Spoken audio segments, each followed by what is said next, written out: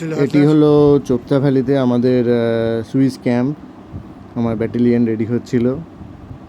Just Swiss ক্যাম্পের বাইরেই সকাল হচ্ছে। সকালে এরকম সুন্দর দৃশ্য, সামনেই আমাদের হিমালয়ের পর্বত উঁকি মারছে, ঘন গাছের সারি।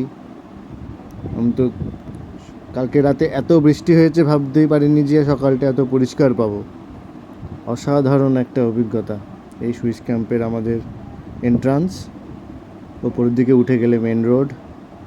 আমরা জাস্ট একটু নিচের দিকেই রয়েছি, সামনে জঙ্গল। তো একটু জাস্ট হেঁটে এলাম, হেঁটে এসেই দূরে নজর পড়লো তুষারাবৃত শৃঙ্গের। এটা মানে একটা অদ্ভুত পাওনা।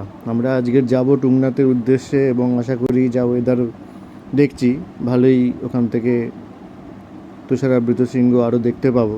চৌখাম্বা, কেদার পর্বত, বান্দারপুচ। তো ওভারঅল আমরা তৈরি হচ্ছি রওনা দেওয়ার জন্য।